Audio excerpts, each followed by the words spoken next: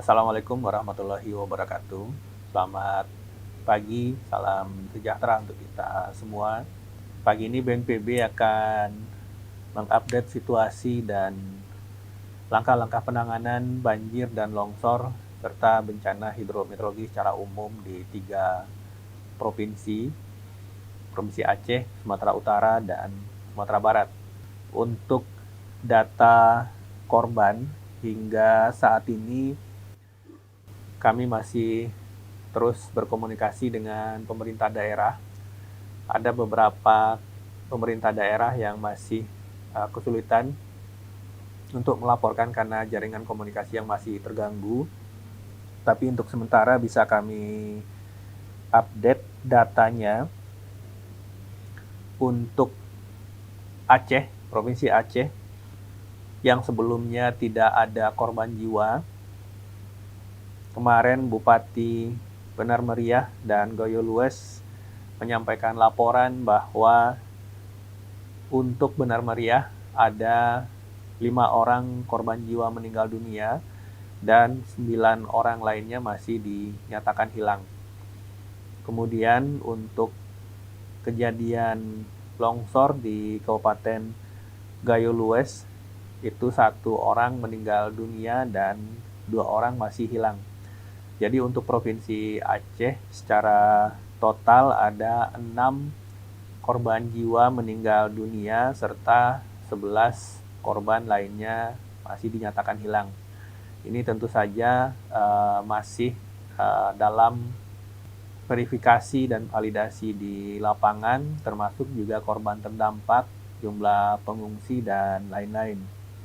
Kemudian untuk Sumatera Utara, kemarin sore kami juga mendapatkan update data terbaru dari Bupati Tapanuli Tengah yang menyampaikan bahwa di Tapanuli Tengah ada 34 jiwa meninggal dunia dan 33 orang masih dinyatakan hilang. Ini menjadi angka baru yang tentu saja menambah jumlah korban yang sebelumnya di Tapanuli Selatan itu ada 13 meninggal dunia dan 3 hilang. Pakpak ada 1 korban meninggal dunia dan Tapanuli Utara 3 korban meninggal dunia dan 5 hilang. Sebelumnya kami juga menyesuaikan angka korban jiwa dari pemerintah daerah Kabupaten Humbang Hasundutan. 5 korban yang sebelumnya disampaikan ini dikoreksi oleh pemerintah daerah, angkanya menjadi 4 korban meninggal dunia dan 4 hilang. Memang data ini akan masih dinamis dan tim BNPB yang di lapangan yang mendampingi pemerintah daerah juga akan terus memvalidasi data ini karena situasi masih sangat dinamis. Ada korban hilang yang sebelumnya mungkin tercatat sebagai korban jiwa meninggal dunia, ternyata yang bersangkutan masih hidup dan ini kemudian kita koreksi. Sehingga secara total kumulatif di Sumatera Utara, di Tapanuli Tengah itu ada 34 meninggal dunia, Tapanuli Selatan ada 13, Pakpak 1, Tapanuli Utara 5, dan Humbang Hasundutan ada 4. Di Sumatera Barat, kemarin sore dilaporkan oleh Wakil Gubernur ada 9 jiwa meninggal dunia dengan rincian 4 di Kota Padang dan 5 di Kabupaten Padang Pariaman. Langkah-langkah yang sudah sedang dan akan terus dilakukan. Saat ini Kepala BNPB sudah dari kemarin sudah berkantor di posko utama di Kota Tarutung, Tapanuli Utara. Ini merupakan lokasi yang paling mudah aksesibilitasnya dan untuk mobilisasi alat perangkat personil dan logistik. Keberadaan posko utama ini akan menjangkau 3 wilayah operasi, Aceh, Sumatera Utara, dan Sumatera Barat. Ada 4 unit satuan udara, 1 heli, dan 4 pesawat karavan. heli dan 1 pesawat karavan akan dioptimalkan untuk mendukung distribusi orang dan barang, termasuk jika diperlukan evakuasi warga via udara. Dan tentu saja yang utama adalah distribusi logistik di daerah-daerah yang hingga saat ini mungkin belum tersentuh, atau di kabupaten kota yang masih kesulitan akses akibat baik itu jembatan putus, baik itu jalan yang masih tertimbun longsoran, maupun akses komunikasi yang masih terbatas. Kami mengharapkan, pemerintah mengharapkan tentu saja pihak provider telekomunikasi bisa segera memulihkan akses komunikasi di daerah-daerah terdampak, sehingga masyarakat yang hingga saat ini mungkin belum bisa menghubungi sanak kerabatnya di lokasi terdampak bisa segera kemudian pulih komunikasi dan bisa kembali menghubungi dan mengetahui status dan kondisi dari sanak keluarga yang berada di daerah terdampak. Untuk warga masyarakat yang hingga saat ini masih kesulitan untuk menghubungi sanak keluarga di lokasi terdampak, posko utama BNPB di Tarutung membuka hotline nomor di 0811 6164 5500.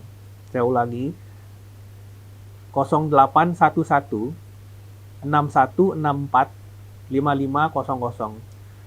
Di nomor ini, warga yang masih kesulitan menghubungi sanak keluarganya di daerah terdampak bisa mengirimkan data keluarganya, nama, umur, jenis kelamin, dan alamat.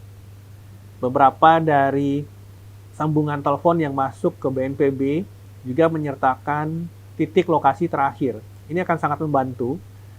Data ini nantinya akan kami teruskan ke PIC personil BNPB yang sudah ada di tiap-tiap kabupaten kota daerah terdampak untuk langsung meng-cross-check ke lokasi.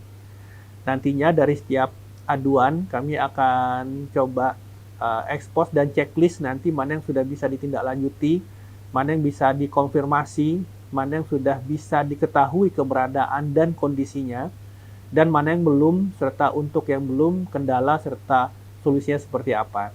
Ini yang bisa kami lakukan untuk bisa menampung mungkin kesulitan masyarakat dalam menghubungi sanak keluarga di daerah terdampak. Kami harapkan ini bisa digunakan untuk menyampaikan data via WA, karena kalau digunakan untuk menelpon langsung, kami yakin jalurnya juga akan traffic dan kami khawatir tidak bisa merespon secara efektif. Jadi ini yang mungkin bisa kita lakukan saat ini. Adapun langkah-langkah secara fisik yang akan dilakukan BNPB bersama pemerintah daerah, ada 3 prioritas. Pertama, pemulihan akses jalur darat, baik yang saat ini tertimbun longsoran maupun jembatan putus. Kementerian PU sudah mensiagakan alat berat di titik-titik yang sudah dipetakan. Kita harapkan kondisi cuaca mulai membaik hari ini sehingga operasi pemulihan atau pembukaan akses jalan bisa berlangsung optimal. BNPB sudah mengerahkan 2 unit pesawat operasi modifikasi cuaca agar intensitas hujan hari ini bisa kita kurangi, sudah mulai dari tadi malam. Kita berharap intensitas hujan bisa berkurang sehingga genangan atau potensi longsor bisa kita kurangi. Yang kedua, penyaluran dukungan logistik permakanan dan non-permakanan ke masyarakat akan kita optimalkan melalui jalur udara dengan menggunakan 1 pesawat dan 1 heli. Tentu saja ini jika dibutuhkan, Kepala BNPB tadi sudah menyatakan akan menggeser beberapa unit heli lainnya dan pesawat karavan agar benar-benar bisa optimal nantinya dalam mendistribusikan logistik kepada masyarakat terdampak. Ketiga, pemulihan akses komunikasi dan listrik. Kami harapkan PLN dan pengelola jaringan telekomunikasi bisa segera memulihkan akses komunikasi GSM di lokasi terdampak sehingga kebutuhan masyarakat akan saluran komunikasi yang bisa menjangkau kerabat di daerah terdampak bisa benar-benar kita pulihkan dalam 1-2 hari ini. Selanjutnya, berjalan dengan tanggap darurat ini, pemerintah dan pemerintah daerah akan mulai mendata kerusakan-kerusakan baik itu rumah masyarakat maupun infrastruktur seperti jembatan. Untuk jembatan, kita akan optimalkan bagi jembatan-jembatan yang memang menjadi roda utama perekonomian masyarakat. Kita akan bangun jembatan beli dengan estimasi waktu pembangunan dari 2 hingga 6 minggu. Ini yang menjadi update pagi ini. Tentu saja BNPB akan terus mengupdate situasi di lapangan agar penanganan bencana hidrometeorologi basah di 3 provinsi ini bisa kita lakukan secara efektif dan efisien. Terima kasih. Wassalamualaikum warahmatullahi wabarakatuh.